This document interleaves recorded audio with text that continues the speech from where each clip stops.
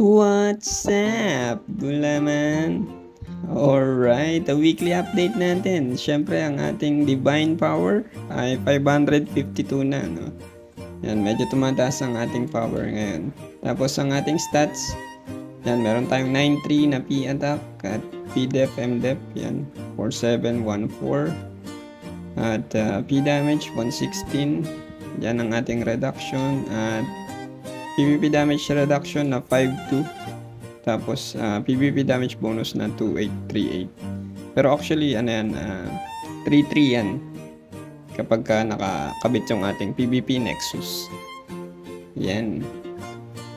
Tapos, sa ating War Gods stats. Nga pala, no, sa feathers pala, pinalitan ko yung feathers ko. Ito yung pinakamagandang setup na sa tingin kong maganda para malaro natin yung dalawang build na War God at PvP stance. No? Yan. So, wala tayong light and dark masyado. Meron lang tayong light sa attack feathers. Tapos sa defensive feathers natin, meron tayong nature at divine. Pati night, terra. So, kung tatanungin nyo kung bakit ganyan, bakit walang light and dark, diba mas mababa yung PvP nun? So, to, mas mababa yung PvP. Pero kasi, ang hinahabol natin ay yung PDEF, MDEF ng mga feathers na to. At syempre, kung mas mataas yung tier niyan, ay mataas din naman yung PvP. PvP reduction. Pero kung naka light and dark tayo sa lahat ng feathers, ang ating PvP damage bonus ay aabot ng 3,600. Tapos 5,500 naman sa ating PvP damage reduction. Yan. Tapos, yan, no? Sa War God, yan, para pag nag-switch tayo ng War God, halimbawa, ay ng Mighty Defender. Yan. Tapos lagay natin yung card sa PvP stance. Yan, meron tayong stats na. Yan, 5-9 na PDEF at MDEF. Tapos sa yung stats ko, naglagay ako ng int. So, kung naalala nyo, nung nakaraan sinabi ko na walang kwenta maglagay ng int. Kasi 100% masisiro tayo ng mga warlock. Pero ang goal ko kasi ngayon ay paabutin yung aking MDEF ng 2,500 para at least hindi masiro. May matirang siguro 200 or 300. So sa pagka ganun may natirang konting MDEF ay mas magiging makunat tayo sa mga warlock. Yan. Pero, syempre, mahirap abutin yung 2.5 na MDEF. Yan. Kaya, hanggat maaari, kahit siguro, tingin ko kahit anong sagad mo sa MDEF talaga, hindi talaga, hindi talaga, wala talaga silbi. Pero sa PDEF, ayun, mahirap siyang ma-ignore 100% kasi mataas yung stats ng mga PDEF. Yan, 5.9. Tapos alam ko pag nilagay ko pa to sa yan, pag naglagay pa ako dito sa PDEF, yan. Pwede ko pa yata, ayan, umabot pa siya ng 6.2 yung aking PDEF. Yan, sa ating stats. Tapos, damage test natin yung ating War God na PvE DPS. Yan. So, sa mga nagtatanong kung bakit mataas yung aking P-attack kapag PvE, no? Kasi yung aking feather setup pagka PvE ay ayan, naka-mix feathers tayo lahat sa ating defensive. Pare-pares yan. Tapos sa attack, yun pa rin. No? Kung meron kayong truth, mas maganda yun na ipalit nyo kaysa sa grace. Kung mataas yung tier. No? Pero dahil wala pa akong truth na mataas yung tier, grace muna yung nakakabit. Yan, tapos damage test natin. Yan, dami. Yan.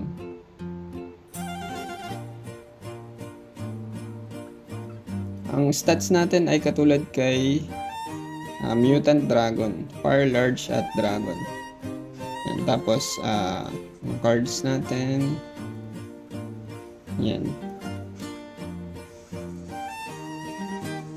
Tapos, element. Element ng ating weapon ay water. Yan. Tapos yung mga cards, no? Kung tatanungin nyo pa rin kung ano yung magandang cards, ang gamit ko ngayon ay Baphomet Junior at saka itong Ninetales, no? Kasi kapag max level ng Baphomet, may P damage, M damage reduction din siya na 3%. Mataas na yun. Parang kaparehas siya ng Thief Bug na 3% din. No? At syempre, Flea, no? Parang medyo nagkaka-epekto na yung mga Flea stats ng, ng Royal Guard. Eh. Maraming mga Rune Knights ay nagmi-miss sa atin. Yan. So, damage test natin. Lagay muna tayong Battle Chant. At tetest lang natin ng 1 minute nang wala tayong Battle Rage Charge. Yan. Mag-start tayo sa 0.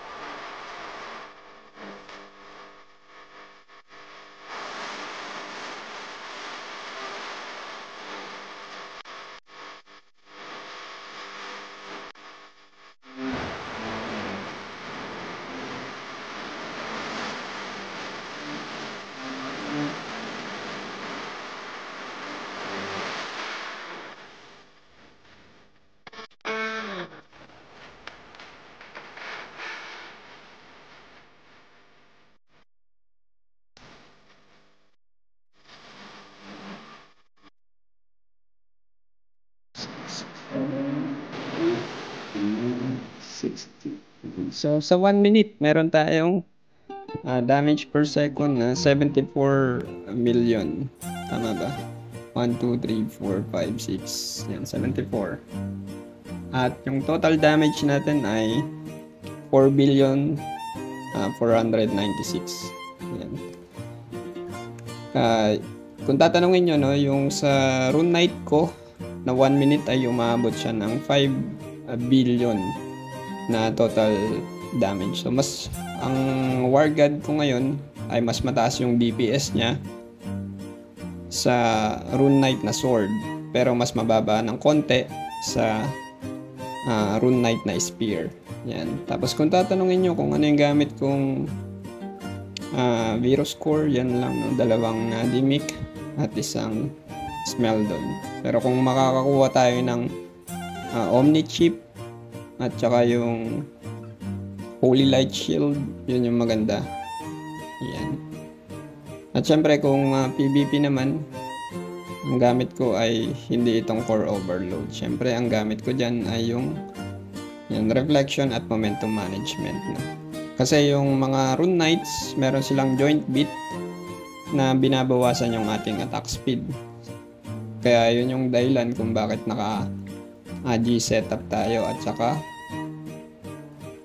AG setup at saka yung Fire Dragon na set.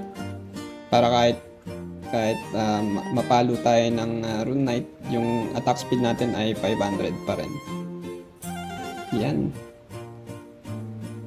So yun lang sa ngayon, no?